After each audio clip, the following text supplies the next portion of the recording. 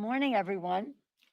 I wish we weren't wearing masks so we could see how exciting it is to come before you today with Joe Biden having the tremendous mandate that he has, and that uh, pretty soon the hyphen will be gone from vice president to president elect Joe Biden. It's a happy day for our country because Joe Biden is a unifier, because he is determined to bring people together, because he respects all points of view. And as he has said, I ran as a Democrat, I'll govern as president for all of the people, whether they voted for me or not. So I am so officially pleased with the outcome that is imminent, and also personally delighted because of the quality and caliber of leadership that Joe Biden will provide. This morning, it is clear that the Biden Harris ticket will win the White House. His election is historic, propelled by the biggest vote ever in the history of our country, 73.8 million and counting Americans, the most votes ever received by any presidential ticket in history. President elect Biden has a strong mandate to lead, and it will have a strong Democratic House with him and many Democrats in the Senate. This has been a life or death fight for the fate of our democracy, as he says, the soul of our country. We did not win every battle in the House, but we did win the war. In 2018, we won 40 seats, 30 or 31 of them in districts where Trump had won before. They were in Trump districts. In preparation for the 2020 election, I said to people, you have to help us. They said, oh, you've won. Let's just do the Senate and the White House. I know we won in districts, Trump districts, with Trump not on the ballot.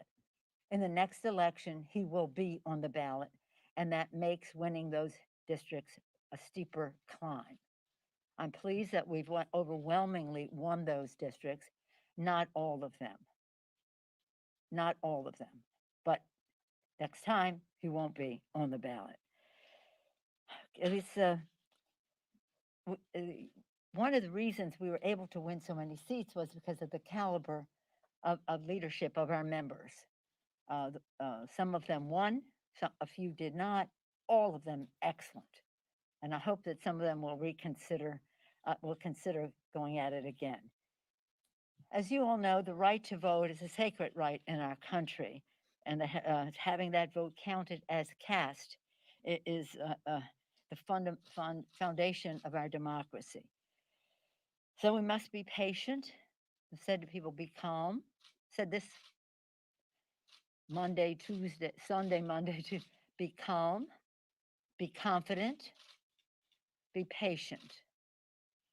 And the votes are tallying, the races are called. We look forward to continued victories in House races. We have some out there.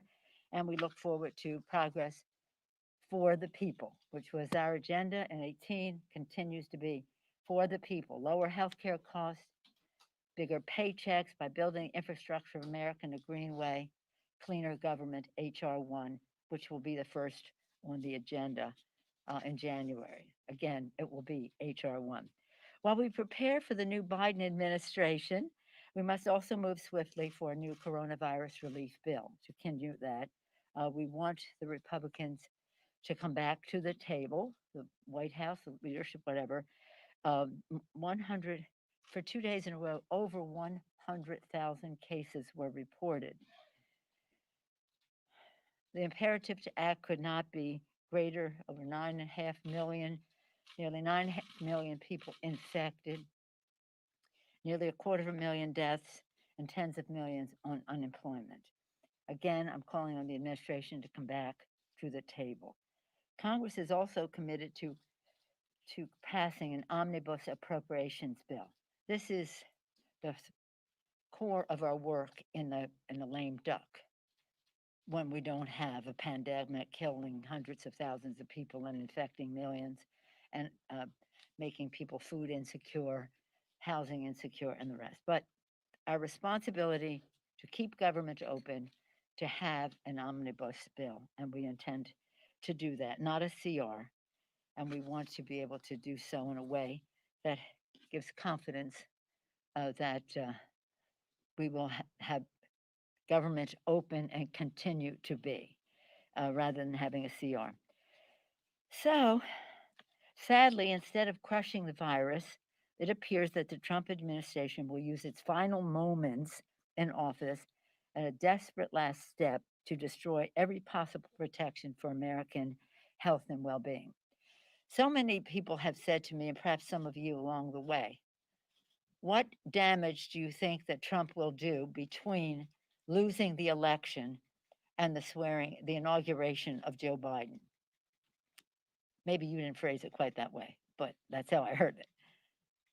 And we knew that he would be up to mischief, separate and apart from uh, trying to destroy the credibility of our elections, which we criticize other nations for doing, and now with all enemies, foreign and domestic, making assault on our elections. Well, we have one domestic. But apart from that, on the policy side, which is why we are here, people asked that question: what will he try to do that is harmful? And this week, they showed their hand. We had suspicions of it, but couldn't speak publicly about it because until they went public. This week, the Trump administration put forward a radical new rule that would make regulations from the FDA and other Health and Human Services agency automatically sunset unless the agencies undertake a cumbersome, time consuming process to renew them.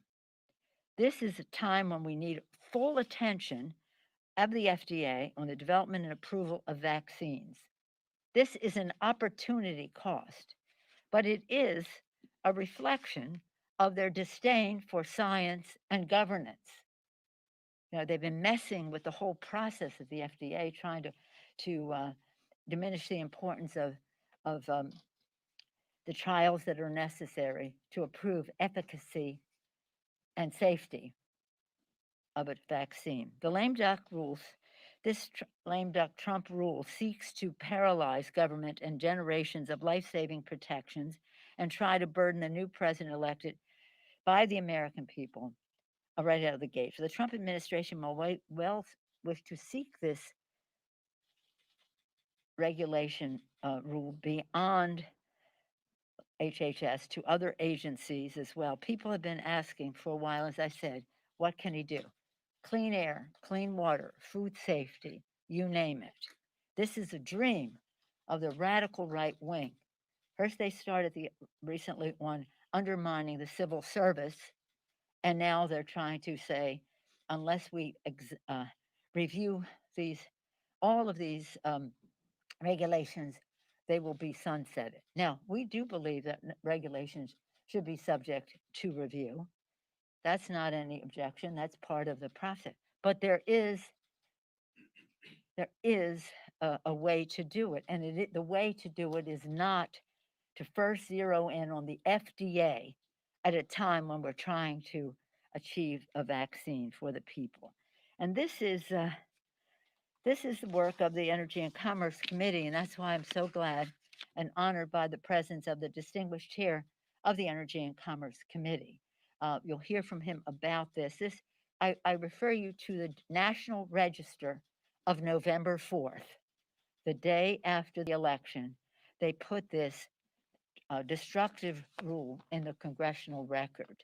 More from our distinguished chair. Thank you, Mr. Pallone, for coming down to be here for this conversation, which is very important to the health and well being of the American people, with a respect for science, for governance, especially at a time of a pandemic when the FDA should be focusing on a vaccine and not on a Heritage Foundation agenda.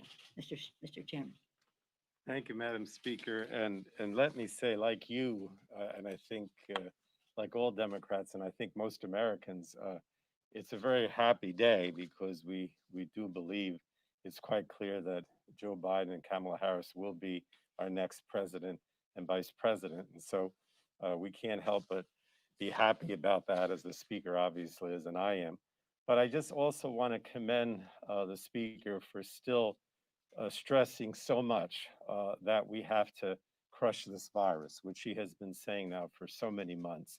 And of course, I think the last time I was here with her, we talked about the need for robust national testing, tracing, and treatment, which is in the HEROES Act, and which she kept insisting on as she negotiated with the White House. She realizes I think, as most of us do, that we're never going to get the economy back on foot. We're never going to create jobs, and we're never going to make this country strong again unless we can crush the virus. And she's just, like a laser beam, keeps insisting that that's so crucial. And as she mentioned, the numbers, the virus continues to spread. I mean, yesterday, more than 116,000 Americans contracted COVID 19. It was a 1 day record since the pandemic began. So when the speaker says that this has to be crushed, it's because it's part of the reason is because it's getting worse and we have to address it. And the sad thing, and that's kind of my role here today, is to get into more specifics about what the Trump administration is doing, what President Trump is doing in this lame duck in these last few months is exactly the opposite. In other words, rather than trying to help with the scientists, with the health experts, with those career servants who have been helping us try to come up with a response to this virus, he's trying to undermine it all. He's trying to make it more difficult for us to crush the virus. He's making it more difficult for those health experts to speak out and to even be there at all to help with this effort. And that is so unfortunate. He's moving in the exact opposite direction of what the speaker and most people say we need in order to crush this virus. And so I just wanted to talk a little bit about these two things that the speaker mentioned. One is this executive order threatening the civil service employees. A lot of the people who are helping us within HHS and other agencies are career civil servants, and he issued this last-ditch effort to fire career civil servants on October 21st, this executive order. And, this includes people at the FDA and the CDC, as the speaker mentioned, and basically says that over the next month or so, the president and his administration could put out a new schedule classifying career civil servants, for example, somebody like Dr. Fauci, um, as essentially non-civil service employees who could be fired. You remember that at one of his rallies just before the election, he suggested that he might fire Fauci after the election. Dr. Fauci is an example of the type of person who could be fired under this executive order and possibly even be replaced by people like Dr. Atlas, who are not qualified, um, to actually deal with this virus effectively because of their lack of background or the policies. Um, and all of this before he leaves office on January 19th. Now, some said, well, is he really going to fire these people? I don't know. But the very fact that this is in place is a threat, right? So in other words, it's either I'm going to fire them or I'm going to threaten them with the fact that if they speak out and do things contrary to what I want to do with regard to COVID-19, then they'll know that they might lose their job. They might lose their civil service job. So, effect is it's really basically the same thing. Then the other one is that the speaker mentioned is this rule change that was put in place. He issued a proposed rule just this Wednesday that could be finalized, my understanding, by early December. And what that says is that there's something like 2,500 regulations within Health and Human Services. This is particular to Health and Human Services, but we may see it with other things. That says that if any regulation has been around for more than 10 years, then you have a period of time to justify it. Otherwise, it expires and sunsets. Now, these are all regulations that deal with, food safety, what approval of drugs, which has been such a controversy because he's always been trying to approve these drugs that we know the scientists think really are not effective. And Beyond that, though, it also diverts resources. In other words, if the staff who are working to crush the virus has to be diverted to justify and spend all their time dealing with this regulations that they would not want to sunset, it's it's also a question of staff time that takes away from our ability to actually deal with the virus. The comment period for that closes December 4th, and he could actually then put it in place and start this whole process to undermine not only the regulations that now are over 10 years old, but others that might become 10 years old later, during the Biden administration. So we're just trying to emphasize, why is this president doing these things that undermine our ability to crush the virus rather than working with the speaker and trying to put together a plan, like the HEROES Act, that would make a difference and actually effectively crush the virus. So I just want to conclude by saying this. We need the scientists and we need the public health experts. We need to scale up the testing, the contact tracing, the treatment. Um, this is going to be, unfortunately, is likely to be a dark winter. And it just doesn't make any sense for the president to use this short time that he still has left to undermine the national response. It's also an insult to these civil servants.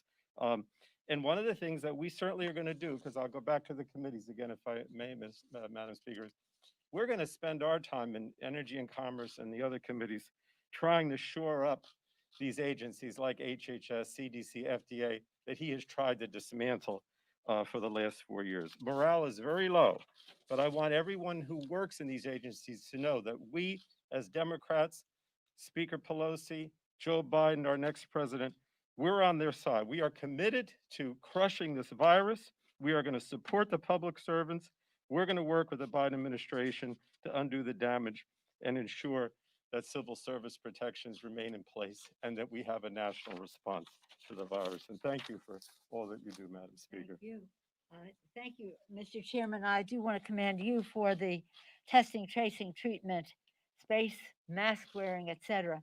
That is in the HEROES Act. That was a product of your committee under your leadership, as well as working with scientists about what really is necessary to crush the virus so that we can put our children safely back in school, open up our economy. That's what we really need to do, but we need to do it safely.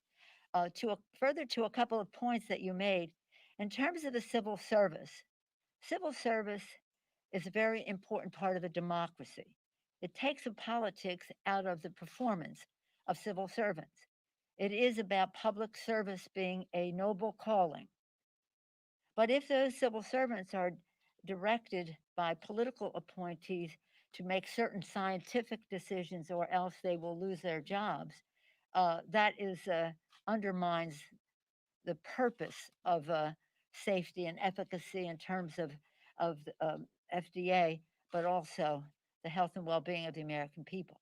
I want to commend Peter Marks, the head of one of the centers at the FDA, for an important op-ed he had, I think about a week ago, talking about how the scientists were going to stick with a plan to do this in a way that gives people confidence in the vaccine that would come forward, because the vaccine is only as effective as its merit, of course, but also how people will take it. The vaccine is a big hope for us, but it's not the only way for us to stop the spread of the virus, but it is an essential way for us to curtail the further spread.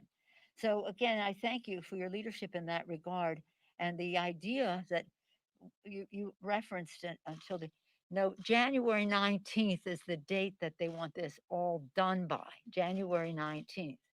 Can it be undone? Yes, but it takes a great deal of time and effort to undo, which took a lot of time and effort to uh, make matters worse in terms of approvals and et cetera at the FDA. So with that, I'm pleased to take any questions. Jared? Madam Speaker, you opened by talking about this big win that it appears Joe Biden might have in the popular vote and so forth. But in that same election, in that same environment, you're going to end up losing seats off your majority. What does that tell you about what the American people want from their Congress? We lost a few seats, but as I said, we won those seats in Trump districts. He wasn't on the ballot. He is now. I think that the uh, what happened with the Democrats for Congress across the country helped contribute to the Biden success. So we're very proud of to be part of that mandate. Very proud of that. Would I rather have while I have the utmost respect for the members whose districts were almost insurmountable with Trump on the ballot, I do believe that we'll be with Biden in the White House and a Democratic Congress, and hopefully a Democratic Senate, we'll see in January, we'll be able to do great things for the American people. As I said, we've lost some battles, but we won the war. We have the gavel. We have the gavel. You don't see any sort of policy or any kind of corrective message from the American people there at all?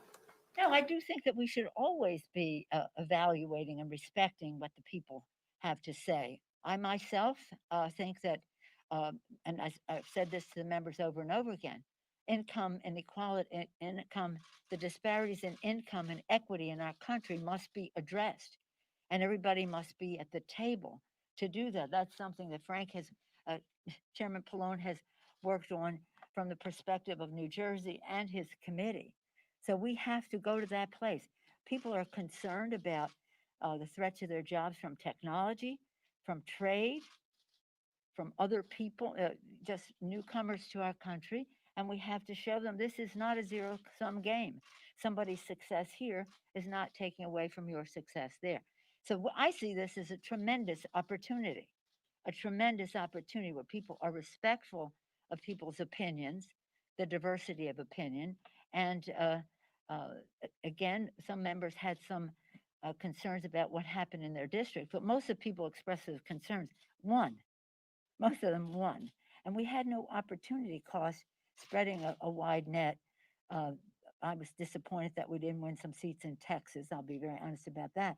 But nonetheless, um, we're paving the way. We're paving the way. We made our investments. We've won we held the House. That was our goal.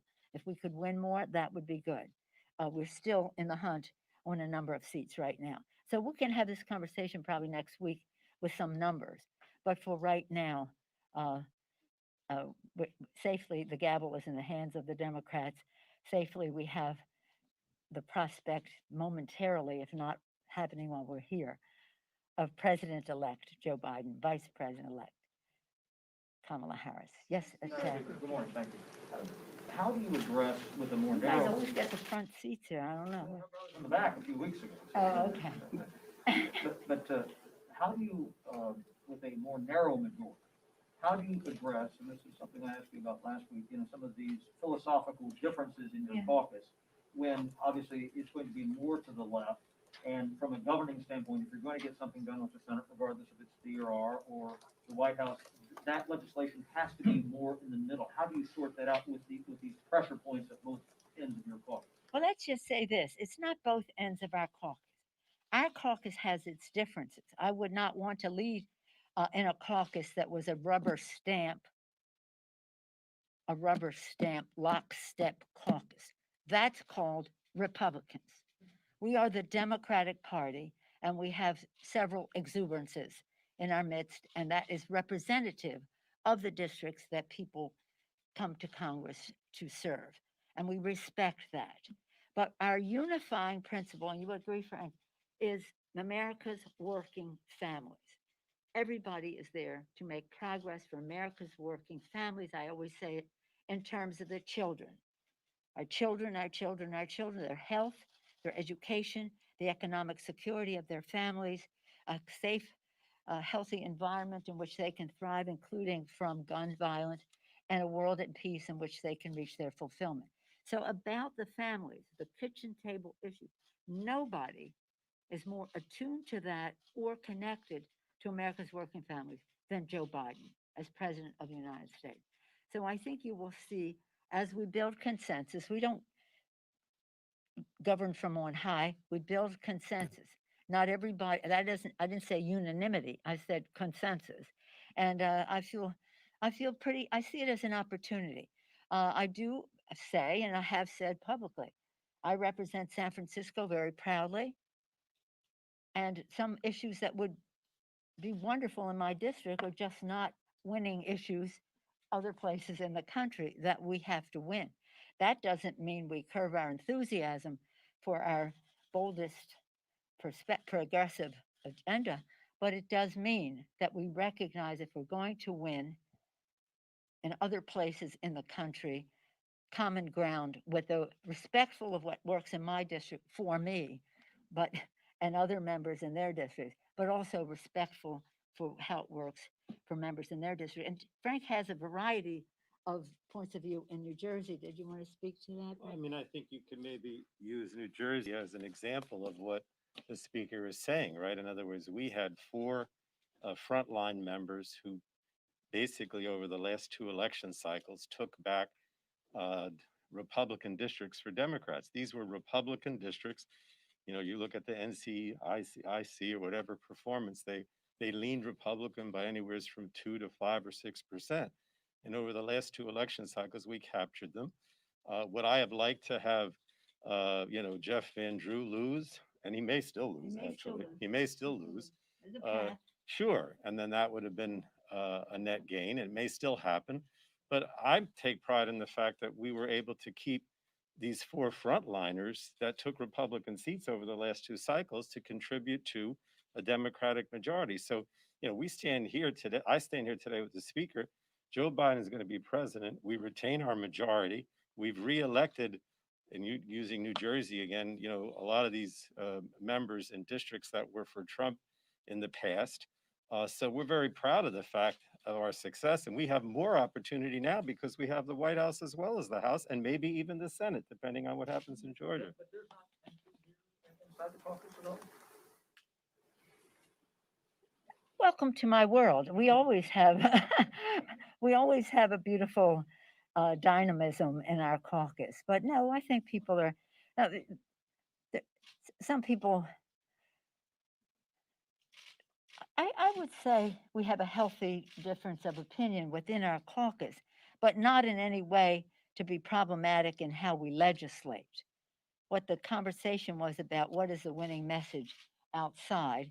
And the message in the districts that we have to win is the message that unifies us, a message for America's working families. And everybody knows that. Yes, sir. I'm No, just the wondering. gentleman behind Okay. he had his hand up Ma- first. Madam Speaker, the previous four presidents, Clinton, Bush, Obama, and Trump, entered their first year with their party fully in control of Congress, the House and the Senate. How much do you have to trim back the ambition, knowing that at best it's a 50-50 Senate, and some think that the Republicans are favored in Georgia, and you'll still have Majority Leader McConnell? Well, how many times have you heard me quote Lincoln? Public sentiment is everything. With it, you can accomplish almost anything. Without it, practically nothing. And that is what I think is going to save the day. The public wants the virus to be crushed. They want the economy to reopen. They want children to go to school safely. The public wants a big jobs bill.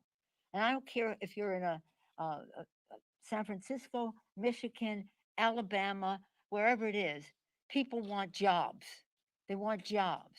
And that is when we talk about the health and well being of the American people, job security is an important factor of health for those people.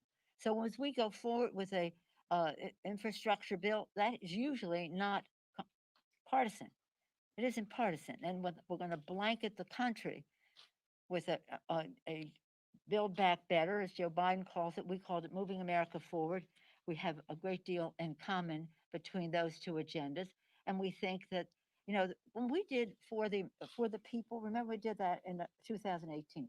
We weren't looking for a fight for lower the cost of prescription drugs. The president said he would do that. He said he was going to negotiate like crazy to to lower the cost of prescriptions by having negotiation. I'm going to fight like crazy for negotiated prices. Okay, he didn't, but he said that, and that was common ground. He said he wanted to build the infrastructure of America. Every conversation I had with him, starting congratulating him, and then after that, every conversation before he was president and in months after, I want to build the infrastructure. I want to build the infrastructure until it came time to make the tough decisions about paying for it and the rest. And then he stomped out of the room.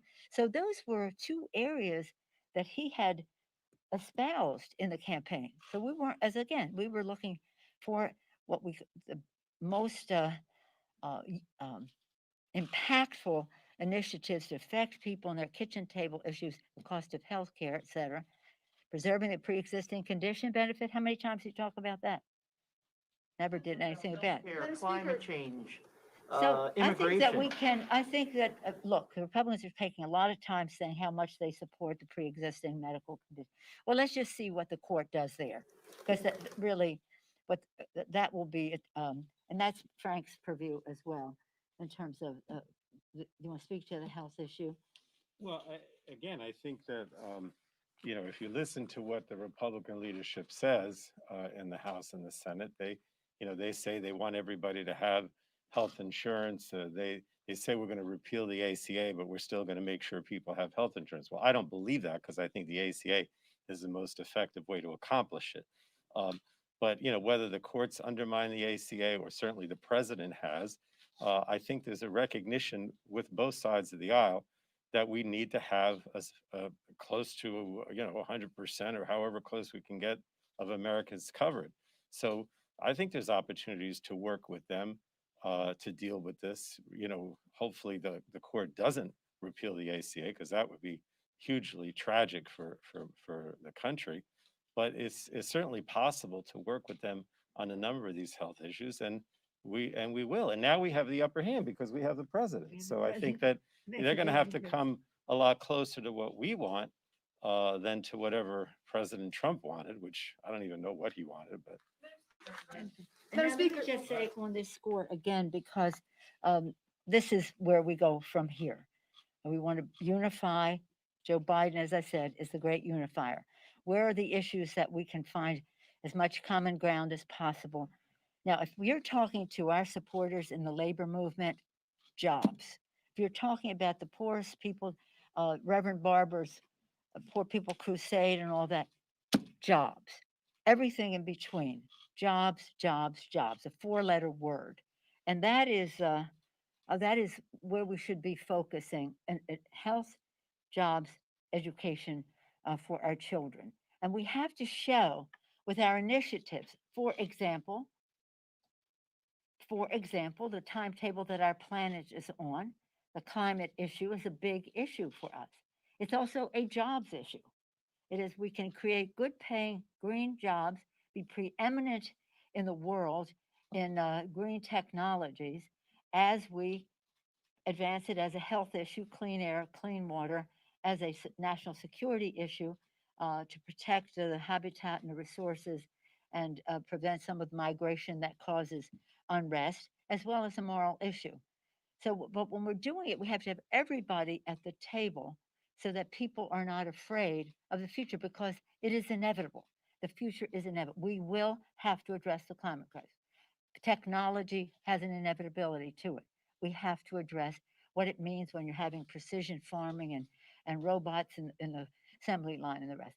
Trade, we are a global economy. There's just no getting around that, and we want to be because we want markets for our products. But people are intimidated by that, and we want to make sure that, again, as I said earlier, it's not a zero-sum game.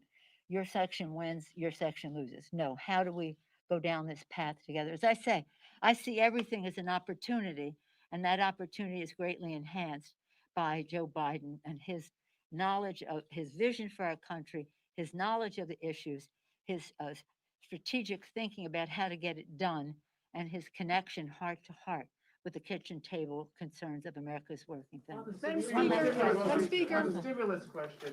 Does the election change your strategy at all? Republicans are out today saying there's good jobs numbers. Let's do a smaller package now. Does that appeal to you at all with the fact that Biden will be the No, next? no, it doesn't appeal to me at all because they still have not agreed to crush the virus.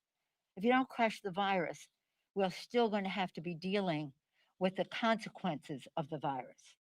And that's why we have said the three pillars of our bill: crush the virus, honor our heroes.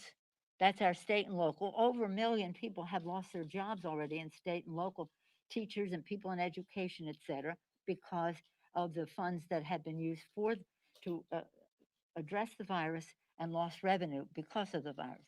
So no, that that isn't anything that we should even be looking at. It wasn't the right thing to do before.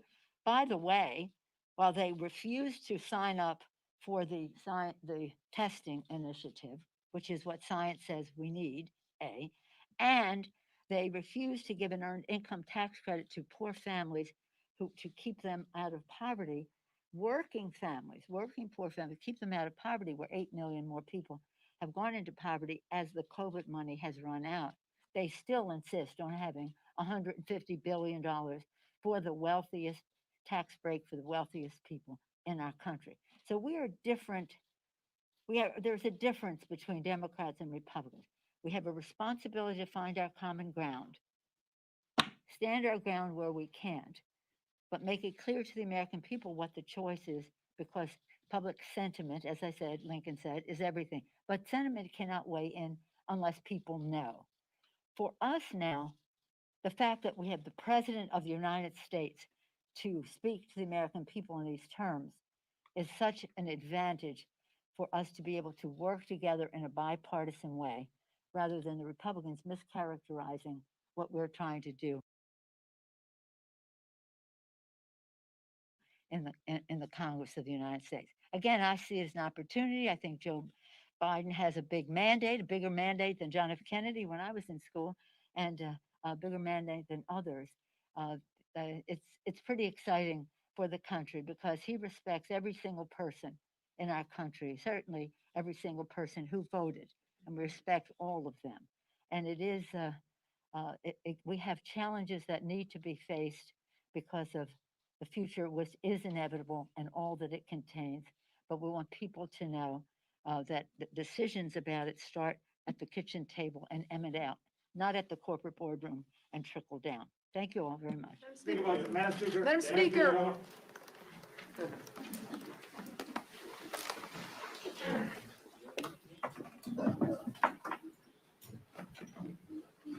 Okay, Jake.